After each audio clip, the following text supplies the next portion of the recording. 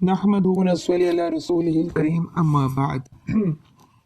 فأعوذ بالله من الشيطان الرجيم بسم الله الرحمن الرحيم عزیز گرامی ہے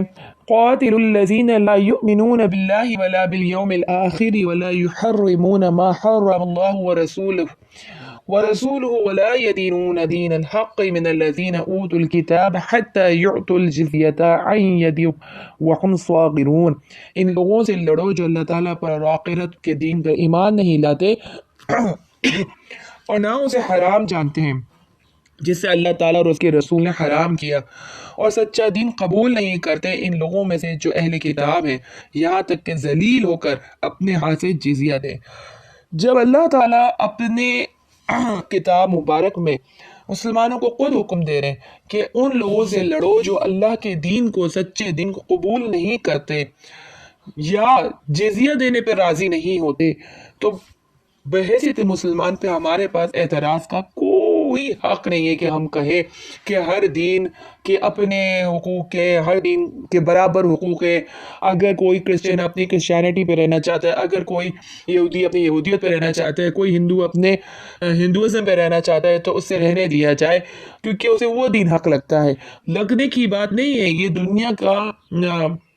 نظام، یہ دنیا کی تخلیق کی اس لیے گئی ہے کہ اللہ تعالیٰ کے دین کو غلبہ حاصل ہو ہر خطے پر، ہر ملک میں، ہر زمین پر، ہر قوم پر۔ اور یہ کہنا کہ اسے اپنے دین پر عمل کرنے کا حق ہے تو بے شک ٹھیک ہے، حق ہے، لیکن اسی طرح حق ہے جس طرح اللہ تعالیٰ نے واضح کر دیا کہ اگر وہ اللہ کے حرام کردے کو حرام نہیں جانتے اور اللہ کے حلال کردہ کو حلال نہیں جانتے،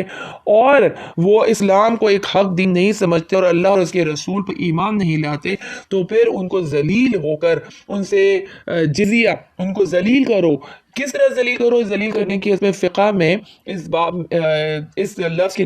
کے بارے میں، جب ہم صاغرون کے بارے میں جب ہم فقہ میں دیکھتے ہیں تو باقاعدہ یہ ہے کہ مسلمان جو جزیہ لینے والا ہے وہ بیٹھا ہوا ہوگا، اور جو کافر ہے جو جزیہ لے کر آ رہا ہو، چاہے وہ بادشاہ ہو، چاہے وہ ان کا جمعدار ہو،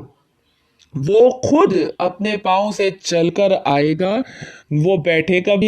بھی نہیں، اور اپنے ہاتھ سے جزیہ ادا کرے گا۔ اور مسلمان جو جزیہ لینے والا ہے وہ اس آدمی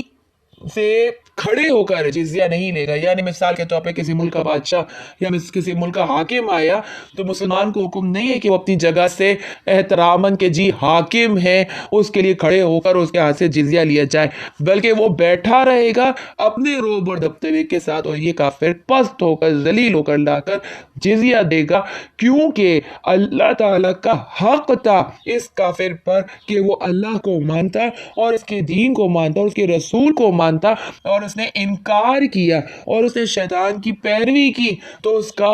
حکم ہی یہی ہے کہ وہ اس دنیا میں ذلیل ہو کر رہے گا۔ اگر اس نے اپنی حد درمی پہ رہنا ہے اور اس نے اللہ کے پاس ایک نافرمان بن کے جانا ہے تو ٹھیک ہے، وہ اس کی مرضی کہ وہ چاہے کافر مرے یا وہ چاہے تو ایمان سے سرفراز ہو کر مرے، لیکن جب تک وہ کافر رہے گا تو وہ اس دنیا میں بھی ذلیل ہو کر رہے گا، اور جب قیامت آئے گی تو اس نے وہاں ذلیل ہونا ہی ہونا ہے۔ اس کے بعد جو اگلی آیت آپ کے سبق میں ہے وہ یہی ہے کہ وَلَوْلَا دَفْعُ اللَّهِ النَّاسَ بَعْضُهُم بِبَعْضٍ لَحُدِمَتْ صَوَامِعُ وَبِيَعٌ وَصَلَاتٌ وَمَسَاجِدُ يُذْكَرُ فِيهَا اسْمُ اللَّهِ كَثِيرًا وَلَيَنْصُرَنَّ اللَّهُ مَن يَنْصُرُهُ إِنَّ اللَّهَ لَقَوِيٌّ عَزِيزٌ۔ اور اگر اللہ تعالیٰ لوگوں کو ایک دوسرے سے نہ ہٹاتا تو تقیہ اور مدرسے اور عبادت خانے اور مسجدیں ڈھا دی جاتی۔ یہ تقیہ جو ہے یہ باطل مذاہب کی اپنی عبادت گاہوں کی جگہوں کے نام ہیں، جیسے چرچز ہوتے ہیں، جیسے مندر وغیرہ ہوتے ہیں، تو مختلف نام دیے جاتے ہیں، ڈھا دی جاتی، جن میں اللہ تعالیٰ کا نام کثرت سے لیا جاتا ہے، اور اللہ تعالیٰ ضرور اس کی مدد کرے گا جو اللہ تعالیٰ کی مدد کرے گا، بے شک اللہ تعالیٰ زبردست غالب ہے۔ اب اس آیت میں یہ بات آئے گی کہ اللہ تعالیٰ خود کہہ رہے ہیں کہ جو مشرکین و کافرین کے عبادت گاہیں ہیں وہ اس میں اللہ تعالیٰ کا نام کثرت سے لیا جاتا ہے تو وہ ڈھا دی جاتی۔ تو یہ اللہ تعالیٰ جو اس میں فرما رہے ہیں ان جگہوں کا، یہ صرف اس امت کا نہیں بلکہ جس وقت یہودیت حق دین تھا اس وقت کی بات، جس وقت نصرانیت حق دین تھا اس وقت کی بات، کہ اس وقت بھی جہاد فی سبیل اللہ کا حکم تھا جس طرح اس وقت جہاد فی سبیل اللہ کا حکم ہے۔ اس وقت بھی اللہ تعالیٰ نے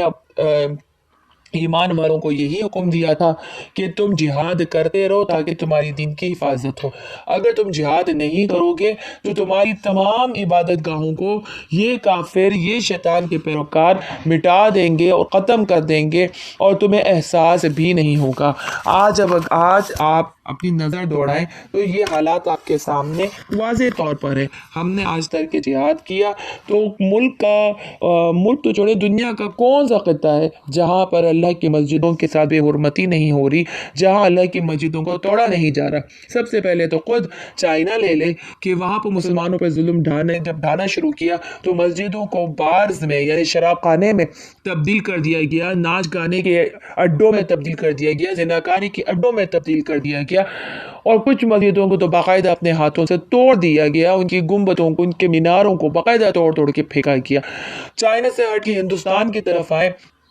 تو ہندوستان میں بھی مسجدوں کے ساتھ ظلم، وہاں سے ہٹ کے پاکستان کی طرف آئے تو پاکستان میں بھی مسجدوں کے ساتھ ظلم۔ اس کی سب سے بڑی مثال یہی جامعہ افسر مسجد کے ساتھ ظلم ہے، باجوڑ اور خیبر پختونخوا کے اندر مدارس کے اوپر بمباریوں کا ظلم ہے۔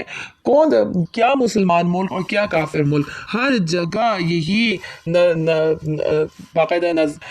نظارے نظر آتے ہیں کہ جہاں پر اللہ کے گھروں کو ڈھایا جاتا ہے، جس جگہوں پر اللہ کا نام لیا جاتا ہے، جس جگہ پر اللہ کے احکامات کو پڑھایا جاتا ہے، انہی جگہوں کو باقاعدہ بند کیا جاتا ہے، انہی جگہوں کو پابند کیا جاتا ہے، انہی جگہوں کو مسمار کیا جاتا ہے،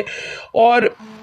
اپنی مرضی کا دین ان جگہوں سے باقاعدہ بلند کیا جاتا ہے۔ اس آیت میں ایک اور بات سمجھ لیں، ایک بہت ضروری بات ہے، اور وہ یہ بات ہے کہ یہاں پر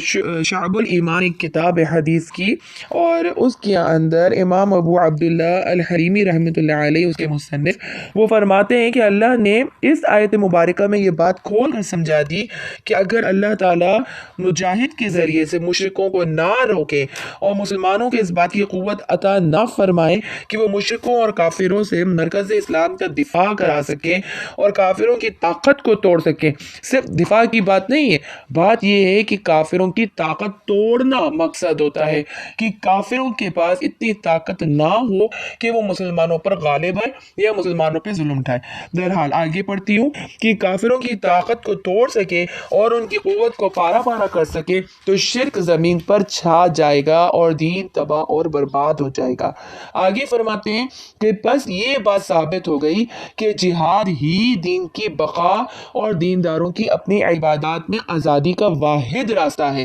جب جہاد کا یہ مقام ہے تو وہ اس بات کا حقدار ہے کہ وہ ارکان ایمان میں سے ایک رکن ہو۔ جو لوگ یہ کہتے ہیں کہ جہاد ایمان کا رکن نہیں ہے، اس بات سب سے پہلے تو کتب علیکم القتال سے بات سمجھ میں آتی ہے، جو چیز فرض ہوتی ہے وہ دین کا رکن بھی ہوتی ہے۔ دوسری بات یہ کہ جو یہ آیت ابھی میں نے پڑھی تھی، اس کے اندر باقاعدہ اللہ تعالیٰ خود فرماتے ہیں کہ اللہ تعالیٰ اگر جہاد فی سبیل اللہ کا راستہ نہ دکھاتے تو آج دین باقی نہیں رہتا۔ تو دین کی بقا جہاد فی سبیل اللہ میں ہے، دینداروں کی بقا جہاد فی سبیل اللہ میں ہے۔ اگر جس چیز سے بقا ہے، اسی چیز کو اگر ترک کر دیا جائے، اسی چیز کو اگر ختم کر دیا جائے تو لازم سی بات ہے جس دین پر عمل کرنے کا آپ کو حکم ہے وہ بھی باقی نہیں رہے گا۔ مصنف رحمۃ اللہ آگے فرماتے ہیں کہ جب جہاد کا یہ مقام ہے تو وہ اس بات کا حقدار ہے کہ وہ ارکان ایمان میں سے ایک رکن ہو۔ مسلمانوں کو چاہیے کہ جس قدر ہو سکے اپنے اندر جہاد کرنے کا حد درجہ حرص پیدا کریں، اور اللہ معاف کرے آج ہمارے اندر اس کی حرص نہیں بلکہ خوف ہے۔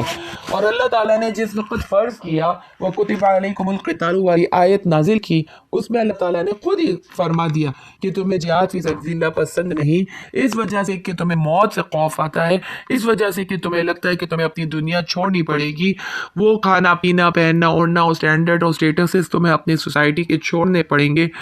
تلوار اور بندوق لے کے میدان میں جانا پڑے گا جو تمہیں پسند نہیں ہے۔ اب میں آپ کو اس میں ایک اور حدیث ہے جو میں آپ کے سامنے پیش کرنا چاہتی ہوں ان لوگوں کے لیے جو اس بات کا ذکر کرتے ہیں کہ ہمارا ایمان مکمل نہیں تو ہم جہاد پہ کیسے جائیں، اگر ہم میدان میں جائیں اور ہم پیٹ پھیر کے بھاگ جائیں تو یہ زیادہ بری بات ہے۔ سب سے پہلی بات یہ ہے کہ یہ پہلے اعتراض کا جواب میں آپ کو یہ دیتا ہوں کہ کسی بھی آیت میں اور کسی بھی حدیث میں ذکر نہیں ہے کہ کوئی ایک خاص لیول ہے یا کوئی پیمانہ ہے کہ جس سے آپ ناپ سکیں کہ آپ کا ایمان بھی مکمل ہوا ہے کہ نہیں ہے۔ ٹھیک ہے، یہ ایک بہانہ ہے۔ ایک صحابی جو ابھی مسلمان ہوئے ہیں اور آپ نے فرمایا کہ بس قتال کرنے جاؤ، ان صحابی نے نماز تک نہیں پڑھی اور وہ میدان میں پہنچ گیا، تو کیا اس کا ایمان مکمل ہو گیا تھا یا نہیں ہو گیا تھا؟ ایمان کی تکمیل ہی جہاد ہے۔ جب ایک بندہ کہتا ہے میں اللہ کو اللہ مانتا ہوں اور میں اس کو اپنا خالق مالک مانتا ہوں، تو اس کے خلاف شرک کو وہ برداشت نہیں کر سکتا۔ تو جہاد ایمان کی تکمیل ہے۔ جس نے جہاد کو ترک کیا، جو جہاد سے دور رہا، گویا اس کا ایمان ہی مکمل نہیں ہے۔ ایمان کو مکمل کرنے کے لیے جہاد فی سبیل اللہ کے میدان میں قدم رکھنا یہ ایک ثبوت ہے کہ اس کا ایمان مکمل اور کامل ہے۔ اور جو جہاد کے میدان سے اپنے آپ کو دور رکھے رہا اور صرف اپنی نماز اور عبادات اور روزے اور اس معاملے میں پڑا رہا، تو یہ اس کی ایمان کی تکمیل کا کوئی ثبوت نہیں ہے۔ اس بارے میں آپ کو ایک حدیث سناتی ہوں کہ حضرت ابن القصاصیہ رضی اللہ تعالی عنہ بیان فرماتے ہیں کہ میں رسول اللہ صلی اللہ علیہ وسلم کی خدمت میں اسلام پر بیعت کرنے کے لیے حاضر ہوا، تو رسول اللہ صلی اللہ علیہ وسلم نے میرے سامنے یہ شرطیں رکھی کہ تم اس بات کی گواہی دو گے کہ اللہ تعالیٰ کے سوا کوئی معبود نہیں اور محمد صلی اللہ علیہ وسلم اس کے بندے اور رسول ہیں، 5 وقت کی نمازیں ادا کرو گے اور رمضان کے روزے رکھو گے، زکوٰۃ دو گے، بیت اللہ شریف کا حج کرو گے اور اللہ تعالیٰ کے راستے میں جہاد کرو گے۔ میں نے عرض کیا اے اللہ کے رسول، ان میں سے 2 چیزیں یعنی زکوٰۃ اور جہاد کی میں طاقت نہیں رکھتا۔ زکوٰۃ کی طاقت اس لیے نہیں رکھتا کہ میرے پاس چند اونٹ ہیں جو میرے گھر والوں کے دودھ اور سواری کے کام آتے ہیں، اور جہاد کی طاقت اس لیے نہیں رکھتا کہ لوگ کہتے ہیں جو شخص جہاد میں میدان سے پیٹ پھیر کر بھاگ جائے گا تو اللہ تعالیٰ کے غضب کو دعوت دے گا۔ میں تو اس بات سے ڈرتا ہوں کہ کہیں ایسا نہ ہو کہ میں میدان جنگ میں موت سے ڈر جاؤں اور میرا دل گھبرا جائے اور میں بھاگ کھڑا ہوں۔